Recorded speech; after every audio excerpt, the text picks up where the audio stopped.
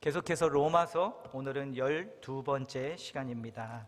로마서 9장을 펴시면 되겠습니다. 로마서 9장, 하나님의 지혜라는 제목으로 3주에 걸쳐서 9장부터 11장까지를 살펴보려고 하는데요. 오늘은 9장 1절부터 29절까지가 오늘 본문 말씀이고요. 먼저 제가 로마서 9장 1절부터 5절까지를 먼저 봉독해 드리도록 하겠습니다. 신약성경 251페이지에 있습니다.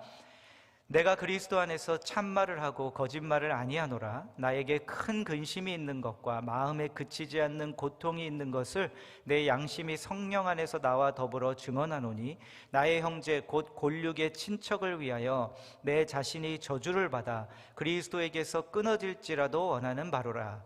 그들은 이스라엘 사람이라. 그들에게는 양자됨과 영광과 언약들과 율법을 세우신 것과 예배와 약속들이 있고, 조상들도 그들의 것이요 육신으로 하면 그리스도가 그들에게서 나셨으니 그는 만물 위에 계셔서 세세의 찬양을 받으실 하나님이시니라. 아멘. 아멘.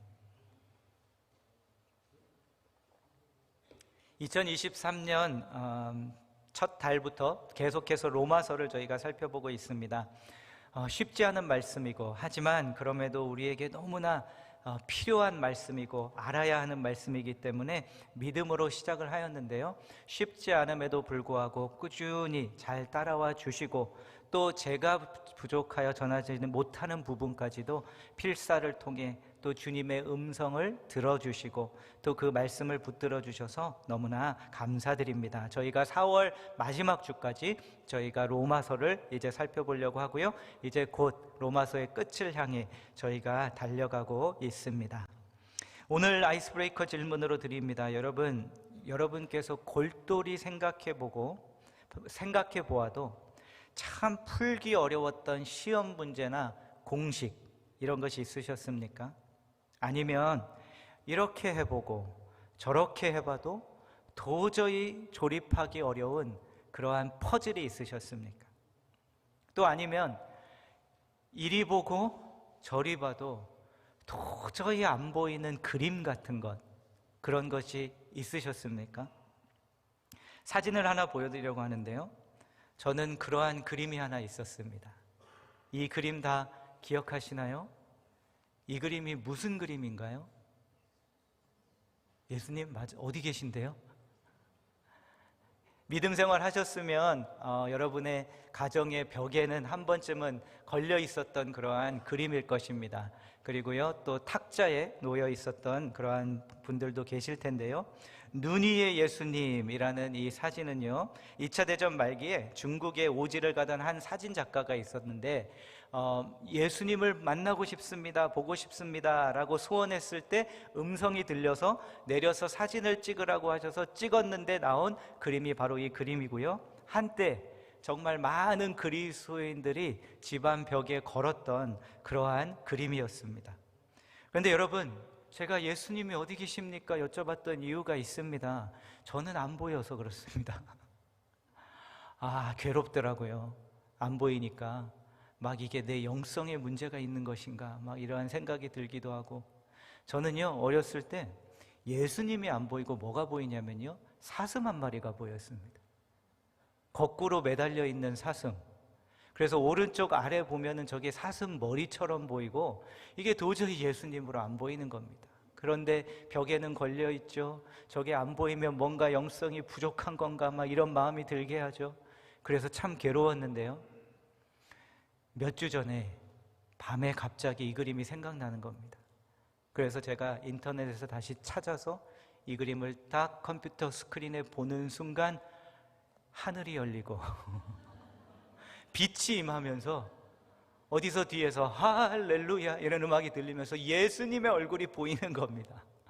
그래서 제가 진짜 영성의 문제였나 이러한 생각을 제가 하게 되었는데요. 여러분, 영성과는 상관없습니다. 이것은 어느 한 사람에게 주신 은혜였고요, 또 우리가 이것을 통해서 은혜가 됐으면 되는 겁니다. 그런데 보이기 시작하더라고요. 그래서 혹시라도 안 보이는 분이 계시면 제가 도움을 드리면요, 저는 항상 안 보일 때 저걸 보면서, 사진을 보면서 예수님 옆모습인 줄 알았습니다. 근데 앞모습이에요. 이렇게 생각하시고 한번 보시면 보이실 수 있습니다. 마지막 한 번 더 강조합니다. 여러분의 영성과 아무 상관없습니다. 예수님이 당시 저렇게 생기시지 않으셨을 가능성도 더 많기 때문에, 그렇지만 은혜로 저희가 즐겁게 받아들이면 될 것입니다. 로마서 9장부터 11장을 이제 3주에 걸쳐서 함께 살펴보려고 하는데요, 그 이유는 이 3장 전체가 한 가지 질문에 대한 답이기 때문에 그렇습니다. 그 질문은 바로 이것입니다. 로마서 1장부터 3장까지 다시 한번 봅니다. 내가 그리스도 안에서 참말을 하고 거짓말을 아니하노라. 나에게 큰 근심이 있는 것과 마음에 그치지 않는 고통이 있는 것을 내 양심이 성령 안에서 나와 더불어 증언하노니, 나의 형제 곧 골육의 친척을 위하여 내 자신이 저주를 받아 그리스도에게서 끊어질지라도 원하는 바로라. 어떤 질문을 지금 사도 바울은 던지고 있습니까? 하나님께서 구약을 보면 이스라엘 백성을 택하셨습니다. 그리고 예수 그리스도를 진정한 이스라엘로 이 땅에 보내셨습니다. 그런데 막상 유대인들은 예수님을 거부했습니다. 이게 어찌된 노릇인가? 이럴 수 있는가? 이래서야 되겠는가? 바로 이것이 사도 바울의 질문이고요, 로마서 9장부터 11장까지는 그 유대인들에게 어떤 일이 일어난 것인가, 하나님의 계획은 어떻게 된 것인가 라는 질문에 대한 답입니다. 그런데 이 말씀을 보시면 사도 바울에게는 이 질문이요, 그냥 이론적인 질문이 아니었습니다. 신학적이기도 하지만 신학적인 질문만도 아니었습니다. 그가 뭐라고 고백합니까? 나에게 큰 근심이 있다고, 마음에 그치지 않는 고통이 있다고. 사도 바울에게는요, 이것은 근심과 고통이었습니다. 왜냐하면 그가 고백하고 있죠. 내가 그리스도에게 끊어져서라도 이스라엘을 구원할 수 있다면 그렇게 하고 싶은 마음이 내 안에 있다고, 그렇게 이것이 나에게는 근심과 고통이라고 그가 고백하고 있는 것을 봅니다. 내가 자리를 바꾸어서 내가 예수 그리스도 안에서 그에게서 끊어지고 나의 백성 유대인들 이스라엘이 내 자리에 들어와서 자리를 바꿀 수만 있다면 그렇게 해서라도 예수님을 거부한 나의 백성들이, 유대인들이 예수님을 영접하면 좋겠다라고 그 근심과 고통을 그는 지금 드러내고 있습니다. 그런데 여러분, 우리도 마찬가지입니다. 이 근심과 고통은 우리 안에도 있습니다. 하나님께서 살아계시다면 어떻게 이런 일이 세상에 일어날 수 있지? 그리고 이런 일이 우리 주위에 아주 가깝게 있는 우리가 사랑하는 이들에게 일어나고 있거나, 또 이것이 우리에게 일어날 때에는 똑같은 이 사도 바울의 근심과 고통이 우리 안에서도 일어납니다. 이게 어찌된 노릇인가? 이럴 수 있는가? 이래서 되겠는가? 주님 왜 이러십니까? 라는 이 질문이, 이 근심과 고통의 질문이 우리 안에서도 일어납니다. 로마서 9장부터 11장은 이제 이 질문에 대한 사도 바울을 통해 주신 하나님의 답입니다. 그런데 이 답을 살펴보면요, 이 9장부터 11장의 답이 하나로 정리가 됩니다. 그 답은 뭐냐면요, 하나님의 주권입니다. 하나님의 주권을 인정하라 라는 것이 사도 바울의 질문에 대한 답입니다. 하나님의 주권이라 하면 무엇입니까? 하나님은 최고의 권세이시고 어느 누구에게도 간섭받지 않고 제한받지 않으시며 독립된 권세자이시고 절대적인 권세자라는 뜻입니다. 그리고 그 절대적인 권세자로서 모든 것을 통치하고 계신다는 뜻입니다. 그리고 모든 것을 통치하고 계시는 이 주님께서 어떠한 상황들 가운데일지라도 자신의 뜻을 이루시고야 마시는 분이시라는 것, 바로 이것이 하나님의 주권입니다. 그리고 이 고통과 근심의 질문 가운데 주님께서 주시는 답변은 뭐냐면요, 하나님의 주권을 인정하라는 것이 하나님의 답변이십니다. 그리고 하나님의 주권이라는 틀을 통해서 볼 때 보이지 않는 그것이 보이기 시작한다고. 그런데 여러분, 이 하나님의 주권은 좀 이해하기 어렵습니다. 왜 예수님의 그림을 보여드렸냐면요, 보이지 않으면 이해가 안 되는 것처럼, 보이지 않으면 너무 답답한 것처럼 하나님의 주권도 그렇다는 겁니다. 그런데 제가 그날 보고 기쁨이 넘쳤던 것처럼 하나님의 주권도 마찬가지입니다. 보이기 시작하면 이해가 됩니다. 그리고 보이기 시작하면 은혜가 되기까지도 합니다. 바로 하나님의 주권이 그와 같다는 겁니다. 그래서 오늘 저는 바라고 소원하는 것은요, 우리가 하나님의 주권, 이 어려운 하나님의 주권을 설명할 때 주님께서 저와 여러분의 눈을 열어주셔서 하나님의 주권이 이해가 되고 하나님의 주권이 무엇인지 보여서 그 가운데 은혜와 기쁨이 넘치는 그러한 예배가 될 수 있기를 간절히 소원합니다. 아멘. 성령님께서 도와주실 때 가능하리라 믿습니다. 먼저 9장부터 11장 전체 구조입니다. 로마서 9장부터 11장을 이제 3주에 걸쳐서 볼 텐데요, 9장 1절부터 29절까지는 이스라엘을 향한 하나님의 계획 가운데 하나님께서 그들을 택하셨던 과거에 관해서 말씀하시고, 30절부터 10장 21절까지는 이스라엘의 현재에 관해서, 또 하나님께서 그들을 거절하심에 관해서 말씀하고 있고요, 마지막 세 번째 11장은 이스라엘의 미래, 하나님께서 그들을 어떻게 회복하실 것인가에 관해서 말씀하고 있습니다. 그리고 이 전체를 통틀어서 다시 한번 하나님께서 주시는 답변은 하나님의 주권이라는 것입니다. 그런데 하나님의 주권에 관해서 말씀하시면서 첫 번째로 오늘 본문에서 주님이 말씀해 주시는 것은 뭐냐면요, 이스라엘 민족이 하나님께 선택을 받기는 했지만 모든 이스라엘 백성들이 진정한 이스라엘이 아니었다고 말씀합니다. 다시 말해, 하나님의 백성 이스라엘이 이스라엘 선택받은 민족이기는 했지만 모두가 다 아브라함의 후손은 아니었다는 겁니다. 그렇다면 이스라엘 백성들 중에 하나님의 아브라함의 후손이고 아닌 그 후손이라 일컬음 받은 자들의 기준이 무엇인가? 이것을 설명하시 주시는데요, 6절 7절입니다. 그러나 하나님의 말씀이 폐하여진 것 같지 않도다. 이스라엘에게서 난 그들이 다 이스라엘이 아니요, 또한 아브라함의 씨가 그의 자녀가 아니라 오직 이삭으로부터 난 자라야 내 씨라 불리라 하셨으니.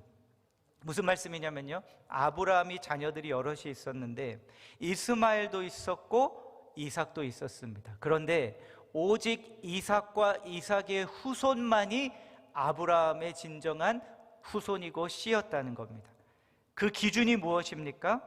하나님께서 이삭을 약속으로 부르셨다는 것. 우리가 잘 알고 있죠? 약속을 주셨고 믿음으로 그 약속을 붙들고 그로 인해서 하나님께서 낳을 수 없는 상황 가운데 주신 약속의 아들이 바로 이삭이었습니다.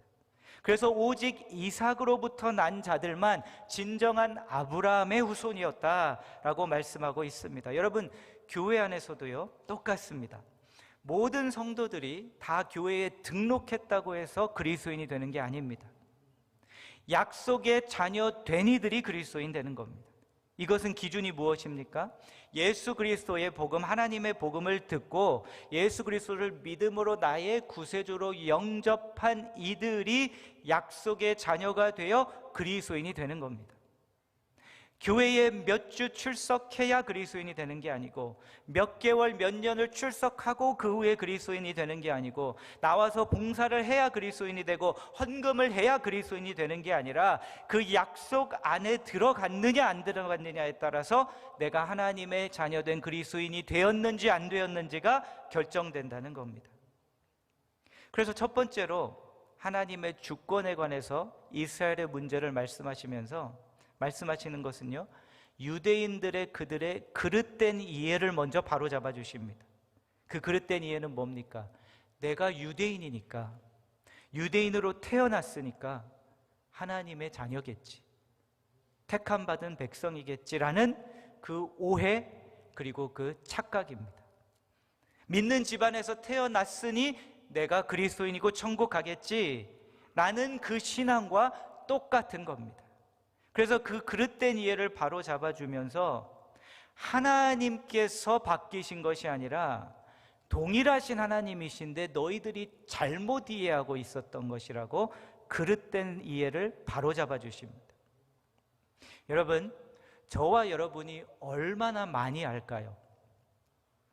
저와 여러분이 얼마나 잘 알까요? 꽤 많이 압니다. 우리도 꽤 잘 아는 것들이 많이 있습니다. 내가 서 있는 영역, 경험이 많은 곳이면 특별히 더 우리도 많이 알고 있고 꽤 잘 알고 있는 것들이 있습니다. 그런데 지금 이 첫 번째 무엇을 우리에게 보여주시냐면요, 그럼에도 불구하고 저와 여러분은, 우리 인간은 다 알지 못한다는 겁니다. 그래서 다 알지 못하는 우리가 우리의 생각을, 우리의 이해를 붙들고 그것이 전부고 끝이라고 생각하지 말고 하나님의 주권을 받아들이라고. 이것은 무엇을 의미합니까? 하나님의 관점으로, 시선으로 다시 보고 그것을 수긍하고 받아들이는 것이 하나님의 주권을 인정하는 것이라고. 이것을 우리에게 첫 번째로 말씀해 주십니다. 그래서요, 대지를 보시면요, 하나님의 주권을 인정한다는 것은 무엇입니까? 내 시선, 내 관점을 내려놓고 하나님의 관점으로 보기 시작하는 겁니다. 오늘 말씀을, 그래서 본문을 보면 구약 성경을 계속 인용합니다. 일일이 다 살펴보기는 않겠지만 하나님의 관점으로 어떻게 바꿔주는 겁니까? 말씀을 다시 한번 보자. 말씀을 통해서 보자. 말씀의 관점으로 보니 너희들의 생각이 틀리지 않았느냐. 유대인으로서 태어나면 하나님의 택함받은 백성이라고 생각했는데 그것이 아니라, 자, 구약 성경으로 다시 보자. 약속으로 난 자들이 하나님의 진정한 백성이 아니냐 하며 말씀을 통해 그릇된 그들의 관점을 다시 잡아주십니다. 사랑하는 성도 여러분, 오늘 예배 가운데 나의 그릇된 생각을 주님께서 말씀을 통해서 예배 가운데 다시 바꾸어 주시는 그러한 예배가 되기를 간절히 소원합니다. 하나님의 주권을 인정하는 것은요, 내 관점이 무엇보다 먼저 계속 바뀌어 가는 것입니다. 오늘은 한번 이렇게 생각해 보십시오. 내가 맞다고 확신하는 것이 틀릴 수 있다는 것을. 특별히 나의 경험의 영역, 내 일에 있어서만큼은, 나의 이러한 영역에 있어서만큼은 절대 틀릴 수 없어 하며 붙드는 것이 유대인들이 이 한 일과 똑같이 될 수가 있다는 겁니다. 늘 말씀드리지만 그렇다고 줏대 없으시라는 것이 아니라 내 생각이 나의 관점일 수 있고 말씀을 통해 바뀌고 바뀌어야 할 것이 있을 수 있다는 것, 이것을 인정하고 주님 앞에 나오시고요, 그 일이 계속 일어나는 것이 하나님의 주권 안으로, 우리가 통치하심 안으로 들어가는 것입니다. 계속해서 사도 바울은 아브라함의 아들 이삭의 자녀들에 관해서 말씀합니다. 10절부터 13절 그 다음 보시겠습니다. 그뿐 아니라 또한 리브가가 우리 조상 이삭 한 사람으로 말미암아 임신하였는데 그 자식들이 아직 나지도 아니하고 무슨 선이나 악을 행하지 아니한 때에 택하심을 따라 되는 하나님의 뜻이 행위로 말미암지 않고 오직 부르시는 이로 말미암아 서게 하려 하사 리브가에게 이르시되 큰 자가 어린 자를 섬기리라 하셨나니 기록된 바 내가 야곱은 사랑하고 에서는 미워하였다 하심과 같으니라. 계속해서 말씀하시면서요, 그 다음 이삭의 두 아들이 있지 않았느냐, 그러면서 뭐라고 말씀하시냐면요, 하나님께서 둘째 아들 야곱을 통해서 하나님의 약속의 자녀들을, 백성을 세우셨다고. 그런데 그러면 왜 야곱을 택하시고 에서는 택하지 않으셨는가? 그것에 있어서 하나님의 답변은 무엇이냐면요, 오늘 이 말씀을 보면 이겁니다. 왜 내가 에서를 택하지 않고 야곱을 택했는지 알기 원하느냐? 이유 없어. 이게 답입니다. 이유를 하나 대자면 내가 야곱을 택했으니까 야곱이야, 이렇게 말씀하십니다. 좀 어렵죠? 특별히 에서는 미워하셨다고 말씀하니까. 그럼에도 이유 없어. 내가 야곱을 택했어. 그게 전부야. 이렇게까지밖에 말씀 안 하신다는 거. 그런데 이 답변을 들으면 당연히 우리 안에서 문제가 일어날 수밖에 없죠. 그렇다면 하나님은 불공평하신 분이 아니신가? 더 나아가서 최소한 택함 받지 못한 자들을 그러면 최소한 탓하지는 말하셔야 할 것 아닌가? 그런데 그 질문에 대한 답을 하시면서 19절에서 23절에서는 이렇게 답변하십니다. 혹 네가 나에게 말하기를 그러면 하나님이 어찌하여 허물하시느냐, 누가 그 뜻을 대적하느냐 하리니 이 사람이 네가 누구이기에 감히 하나님께 반문하느냐, 지음을 받은 물건이 지은 자에게 어찌 나를 이같이 만들었느냐 말하겠느냐. 토기장이가 진흙 한 덩어리로 하나는 귀 있을 그릇을 하나는 천 있을 그릇을 만들 권한이 없느냐. 만일 하나님이 그의 진노를 보이시고 그의 능력을 알게 하고자 하사 멸하기로 준비된 진노의 그릇을 오래 참으심으로 관용하시고 또한 영광 받기로 예비하신 바 긍휼의 그릇에 대하여 그 영광의 풍성함을 알게 하고자 하셨을지라도 무슨 말을 하리요? 계속해서 그러면 그 공평하심과 또 그럼에도 불구하고 그러면 택하지 않은 이들을 버리시고 탓하시는 그 주님 왜 그렇게 하셨습니까? 그러자 사도 바울이 또 답변을 우리에게 주고 계신데요. 뭐라고 답변하시냐면요. 하나님 마음이야. 토기장이가 진흙을 만드는데 한 덩어리로 귀 있을 그릇을 만들고 하나는 천이 있을 그릇으로 만드는 것이 토기장이의 권한 아니냐? 그러니 하나님 마음이야. 이렇게 답변하고 계신다는 겁니다. 여러분 이해가 되십니까? 이해가 잘 안 되지 않습니까?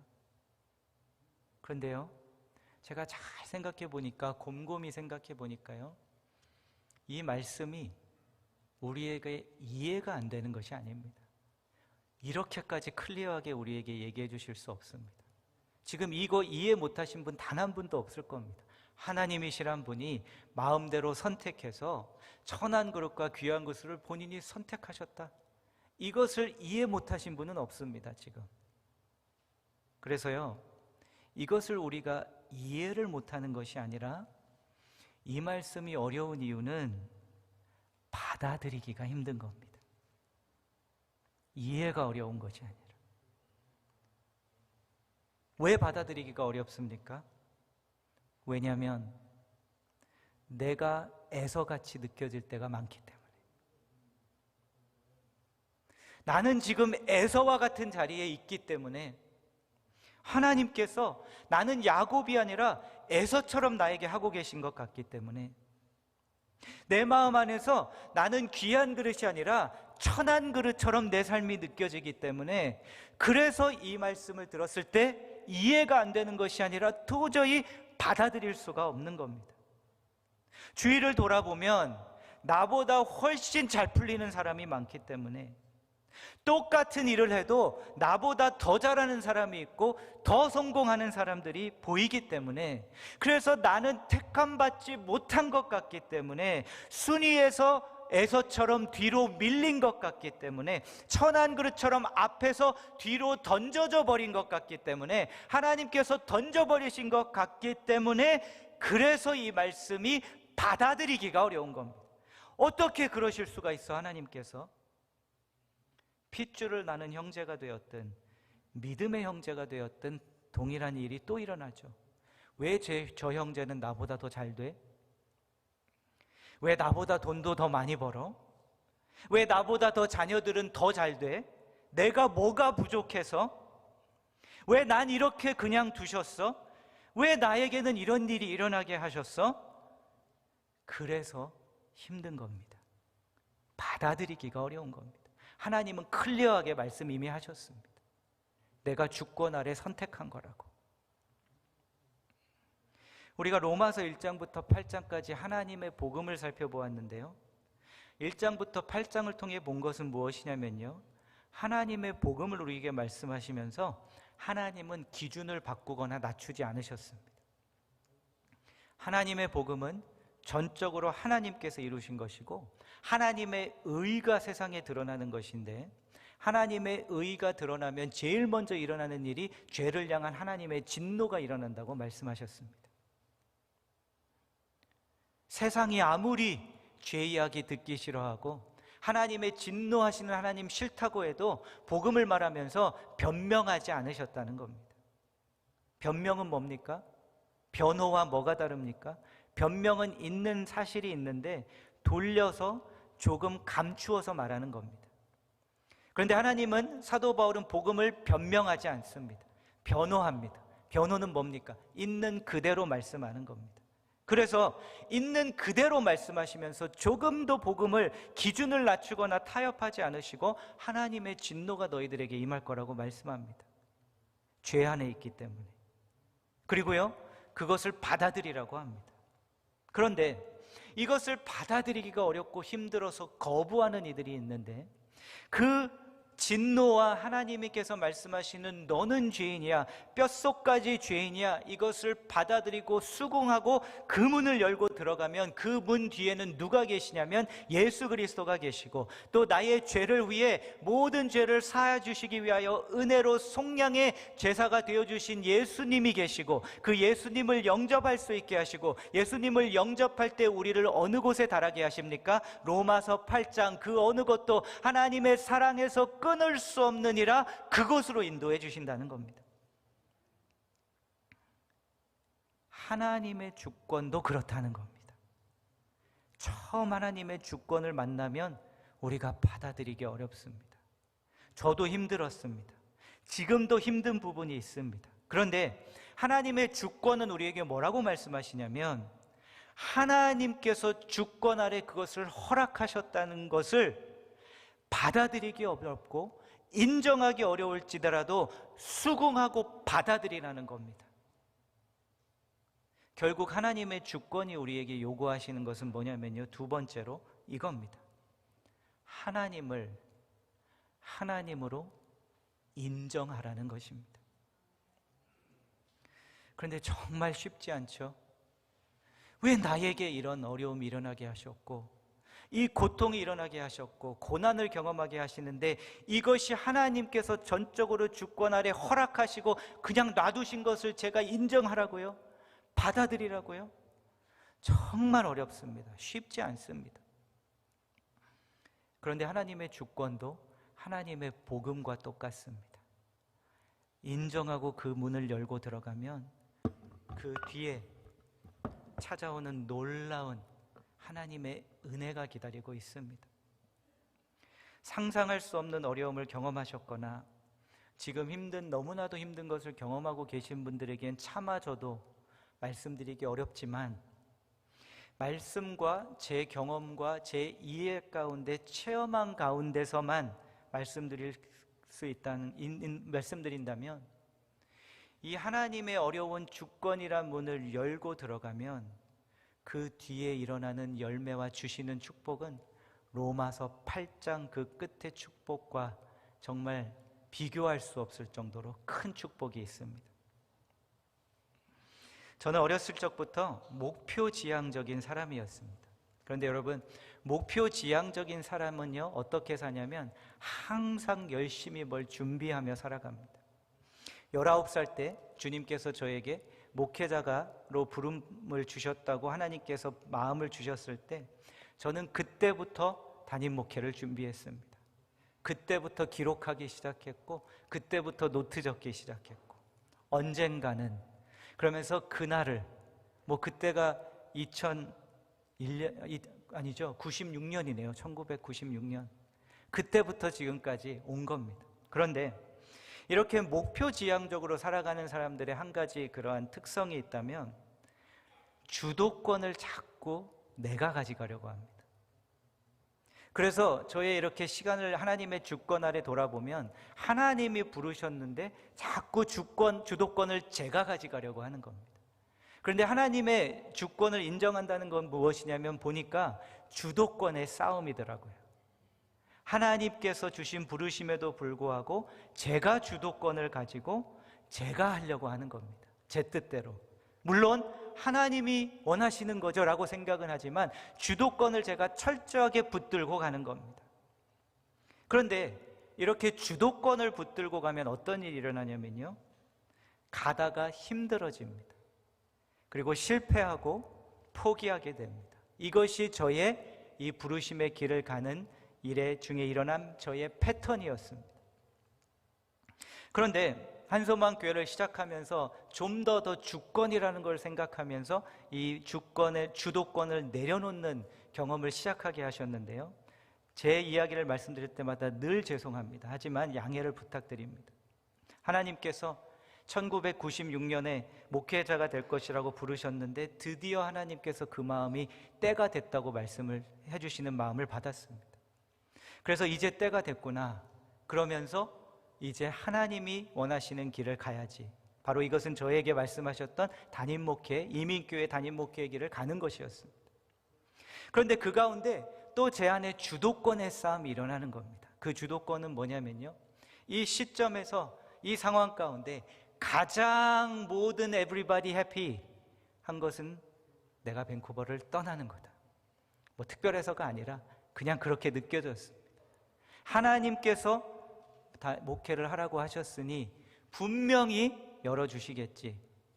그리고선 두드리고 찾기 시작했는데요, 미국 캘리포니아 계시는 한 목사님께서 37년간 본인이 담임 목회를 하시고 아무런 저를 아는 목회자가 단 한 분도 없고, 그리고 또 저를 평생 알지도 못하셨던 이분께서 저를 택하신 겁니다.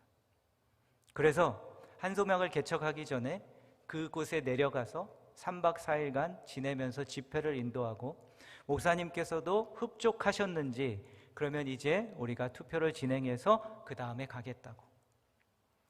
그런데 그 안에서도 그 3박 4일 동안 그곳에 있는 동안 주도권의 싸움이 있음을 제 안에서 있는 것을 깨닫게 하셨습니다. 저는 어느 교회든지 저는 이 한 가지를 분명히 확인하고 가고 싶었는데요, 새벽 기도입니다.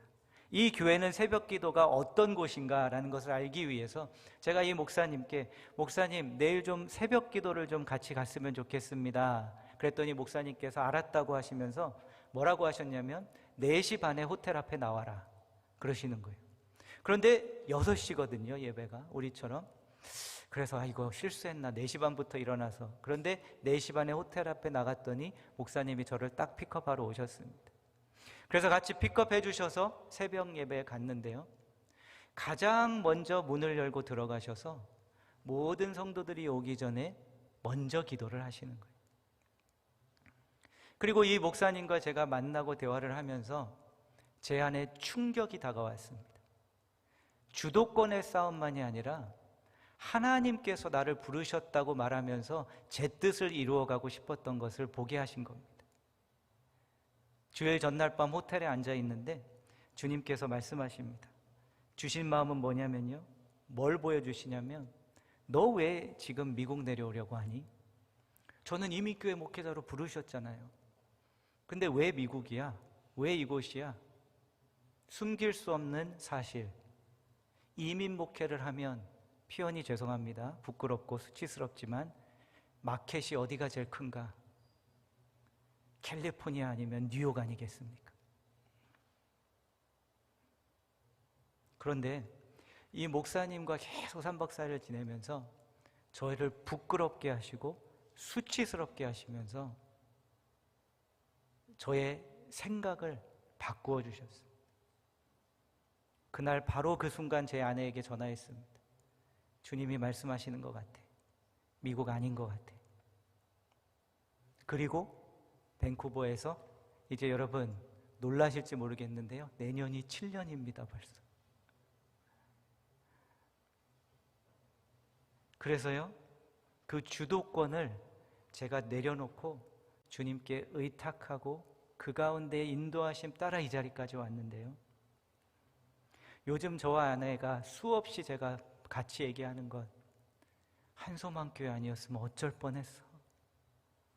거기 내려갔으면 성도님들이 나 감당 못했을걸. 부족한 게 너무 많아서. 그러면서 여러분, 저에게 담임 목회가 무엇인지 보여주셨는데요, 담임 목회를 하나님께서 부르실 때는 다음 목회자를 향한 발판의 자리가 절대 아닙니다. 이것이 수치스러운 부분이었던 겁니다. 내려가서 중형 사이즈 교회, 그래, 잘 정착하면 50대 초반이 되면 한 번 더 갈 수 있겠지? 미국에서. 자기가 개척하시고 37년 동안, 그리고 제가 안 가고 40년 동안을 거의 이제 계셔서 그 다음 달 마무리를 하시고 후임자가 왔는데요, 지금도 연락 나눕니다. 그런데 제가 그 목사님께 그렇게 말씀드렸어요. 떠나는 날 같이 함께 캘리포니아에서 그 맛있는 추어탕을 둘이 먹으면서 제가 목사님께, 목사님, 하나님이 목사님 저 만나게 하셨습니다. 목사님 때문에 못 내려옵니다. 저 진짜 목사 돼야 되겠습니다. 그리고 한소망교회를 해보니까요, 하나님의 주권 가운데 얼마나 큰 축복을 예비하신 것이었는지, 항상 같이 만나는 새벽 성도님들과 누리는 그 하늘의 기쁨, 그리고 담임 목회라는 것이요, 와서 커리어가 되어서 내가 여기서 어느 정도 되면 발판을 삼아 다른 곳을 가는 게 담임 목회가 아니라, 하나님의 주권 아래 하나님께서 넌 여기까지야 할 때까지 같이 나이 들어가면서 이분들과 주님이 가라고 할 때까지 끝까지 가는 게, 주권 안에서 그게 바뀔 수는 있겠죠. 하지만 그게 담임 목회구나. 그래서 성도님들이 처음에는 그래도 젊어 보였던 우리 목사님이 6년, 7년, 8년, 10년, 15년이 되니 흰머리가 나기 시작하고, 안 늙을 것 같은 우리 담임 목사도 늙어가고, 처음에는 저 목회자가 잘할까? 간당간당한데 하다가도 여러분의 목회자가 성숙해 나가는 것을 같이 기뻐하시고 보시는 것, 이게 목회구나. 그런데 저희의 주도권을 내려놓지 않았을 때는 경험하지 못하고 볼 수 없었던 것입니다. 여러분, 그 일이 아니면 안 돼, 내 뜻대로 아니면 안 돼라는 주도권을 계속 우리가 붙들고 있으면 이것이 나를 꽁꽁 감아버리는 밧줄이 되어버립니다. 그리고 이것에 꽁꽁 묶여있게 됩니다. 여러분, 오늘 그 밧줄에 꽁꽁 묶여있지 않으십니까? 내 뜻, 내 계획, 아니 이렇게 돼야 됩니다, 왜 이렇게 안 됩니까? 왜 이렇게 되었습니까? 라는 그 밧줄, 그것에 꽁꽁 묶여 있는데요, 하나님께 주권을 인정한다는 것은 뭐냐면요, 그 자리에서 밧줄에 묶여 있는 내가 그냥 두 손 드는 겁니다. 주의 뜻대로 인도하옵소서. 그러면 그 순간 그 밧줄이 풀리기 시작합니다. 바로 이것이 하나님의 주권을 인정하는 것입니다. 그러면 자유가 찾아옵니다. 담대함이 일어납니다. 기대함이 일어나기까지 합니다. 그런데 이 하나님을 하나님으로 인정하고 그분의 주권을 수용하는 이들에게 가장 주어지는 큰 축복이 있습니다. 하나님이 하시는 일이 보이기 시작한다는 겁니다. 마지막 24절부터 29절입니다. 이 그릇은 우리니 곧 유대인 중에서뿐 아니라 이방인 중에서도 부르신 자니라. 부르신 자들이 있었는데 보이기 시작하는 겁니다. 그래, 하나님께서 유대인들을 버리신 것이 아니라 이 주권 아래 이방인들까지도 구원하시게 하는 일이 일어나고 있었던 거구나. 25절 26절 호세아에 그래도 이르기를 내가 내 백성 아닌 자를 내 백성이라 사랑하지 아니한 자를 사랑한 자라 부르리라. 너희는 내 백성이 아니라 한 그곳에서 그들이 살아계신 하나님의 아들이라 일컬음을 받으리라 함과 같으니라. 하나님의 말씀이 이루어 가시는 것을 보이기 시작하는 겁니다. 그렇구나, 하나님의 주권을 인정하고 하나님의 주권을 받아들였더니 말씀이 우리 주위에서 이루어져 가는 것을 보이게 하시는구나. 그런데 24절을 보시면요, 이렇게 말씀합니다. 이 그릇은 우리니. 하나님의 주권을 인정하니요, 하나님께서 내 삶을 통해 계획하셨던 일들을 해나가기 시작하는 것이 우리에게 보이기 시작한다는 겁니다. 전에 내 계획, 내 뜻, 내 의지라는 것을 꽉 붙들고 있을 때는 안 보입니다. 왜요? 내 뜻만 찾기 때문에, 내 의지대로 되는 것만 기다리고 있기 때문에 아무리 봐도 안 보입니다. 그런데 하나님을 하나님됨으로 인정하고 주권자로 인정하고 두 손을 들 때 하나님께서 내 삶을 통해 하시는 일들이 보이게 하시기 시작한다는 겁니다. 그래서 하나님의 주권을 인정한다는 것은, 그리고 주권을 인정하는 일들에게는 무슨 일이 일어나는가? 세 번째 마지막 대지입니다. 하나님이 하시는 일이 보이기 시작합니다. 왜냐하면 그 밧줄이 풀리기 때문에, 나를 꽁꽁 메고 있던 밧줄이 풀리기 때문에 하나님이 하시는 일이 보이기 시작합니다. 여러분, 다시 한번 용서해 주십시오. 그런데 하나님의 주권을 제가 붙들고 나아가니 저에게는 어떤 마음까지 주시냐면요, 하나님께서 주신 그 주권 아래 허락하시면 저와 제 아내가 앞으로 나이 들어가며 밴쿠버의 이민교회 목회자가 되어야 되겠구나. 그 어른이 되어가야 자로 부르셨구나. 죄송합니다, 푼수죠. 이 말씀을 드리는 이유가 있습니다. 여러분도 그 마음으로 사시라는 겁니다. 여러분, 왜 이 말씀을 드리냐면 여러분을 위해서 하는 겁니다.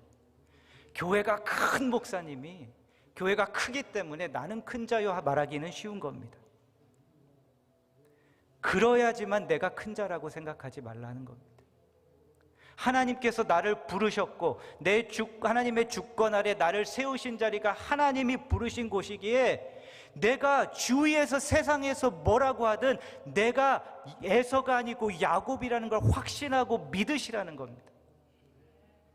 그래서 저를 자랑하기 위해 말씀드리는 것이 아니라 여러분도 그런 분들이 되시라는 겁니다. 그런 분들로 이미 택함 받으셨다는 겁니다. 나는 에서가 아닙니다. 여러분은 야곱입니다. 물론 부족하여 절대 야곱으로 하나님의 택함 받은 백성이 될 수 없었는데 하나님께서 전적으로 택해 주셨습니다. 그러니 내 비즈니스가 커져야지만, 내 교회가 더 커져야지만, 내가 인지도가 높아져야지만 어디 가서 나는 하나님이 부르신 자입니다, 목회자입니다가 아니라, 성도가 단 하나여도 그 확신을 가지고 사는 것이, 자신감을 갖고 사는 것이 하나님의 택함 받은 자들의 삶이라는 겁니다. 그래서 말씀드리는 겁니다. 자꾸 나는 에서야, 나는 천한 그릇이야에 빠지지 말라는 겁니다. 아무리 내 비즈니스가 커져도 항상 내 거보다 더 큰 사람 옆에 있을 겁니다. 아무리 목회자로 인지도가 많아져도 저보다 더 인지도 많은 목회자 늘 있을 겁니다. 그렇게 상대적으로 하지 마시고 이미 하나님의 주권 가운데 나에게 세우신 이 자리가 하나님이 나를 부르신 곳이요, 최고의 자리요, 이 자리에서 나는 야곱이다, 이렇게 가시라는 것입니다. 하나님의 주권을 전적으로 인정하고 받아들이면 이렇게 보이기 시작합니다. 그런데 여러분, 이 하나님을 이렇게 힘들고 어렵고 도저히 받아들일 수 없는 어려움에도 왜 이분의 주권을 인정하고 받아들여야 합니까?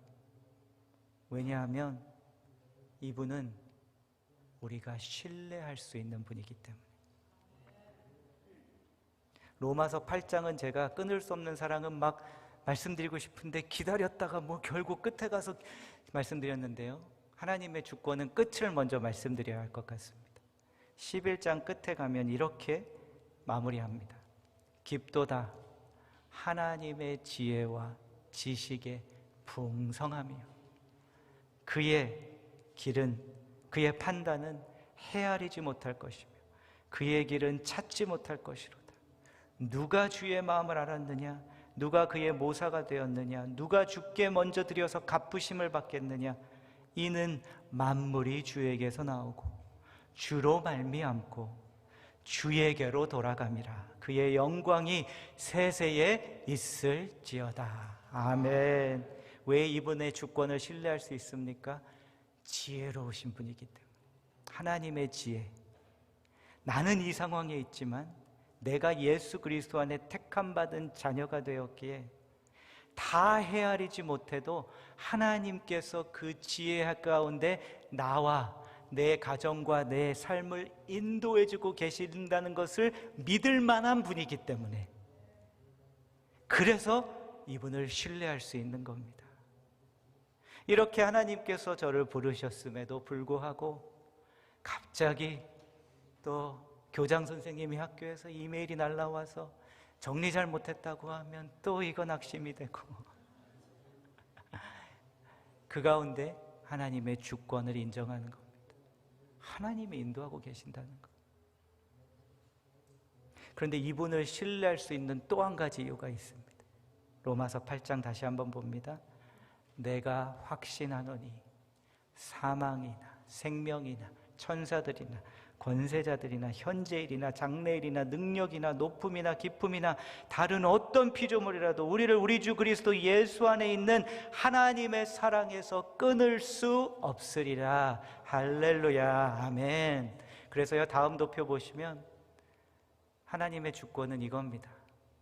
하나님께서 전적으로 인도하고 계신다는 것을 아무리 힘들고 어려운 상황에서도 믿는 것이 하나님의 주권인데, 믿을 수 있는 이유는 하나님의 주권은 하나님의 사랑과 하나님의 헤아릴 수 없는 전지전능하신 지혜에 둘러싸여 있는 주권이기 때문에, 이렇게 지혜로우신 분이시고 이렇게까지 나를 사랑하신 분이기에 내가 이분을 신뢰할 수 있습니다. 나의 상황이 아니라, 나의 형편이 아니라, 나의 고난이 아니라 하나님의 주권, 통치하심을 믿겠습니다라고 신뢰하는 것이 하나님의 주권을 인정하는 것입니다. 하나님의 주권을 전적으로 인정하셨던 또 한 분이 계셨습니다. 예수 그리스도입니다. 고난의 죽음, 십자가의 죽음 앞에서 예수님은 그 죽음을 거부하지 않으셨습니다. 그 이유는 아버지 하나님의 주권을 인정하였을 뿐만 아니라 이 아버지 하나님은 지혜로우신 분이시고 나를 끝까지 사랑하신 분이라는 확신이 있었기 때문입니다. 그래서 그 십자가 가운데 하나님의 지혜에 자신을 의탁하셨고 하나님의 사랑을 붙드셨습니다. 그런 아들 예수 그리스도께 하나님 아버지께서는 보여주셨습니다. 십자가가 끝이 아닐 것임을, 십자가 넘어서 하나님께서 주실 부활이 있음을, 그것을 보이게 하시고 보게 하시고 예수님은 그것을 보셨고 그 자리에 십자가에서 하나님의 주권을 의지하고 죽으셨습니다.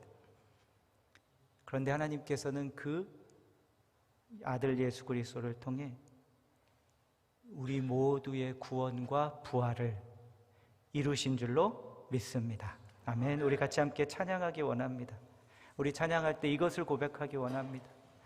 왜 나는 에서와 같은 자리에 있습니까? 왜 나는 천한 그릇입니까? 해서 저를 야곱으로 부르셨군요. 택해 주셨군요. 그래서 주를 바라보고 주를 볼 때 주의 능력을 주실 줄 믿습니다. 이 고백이 바로 하나님의 주권을 인정하는 고백입니다. 우리 같이 함께 찬양하겠습니다.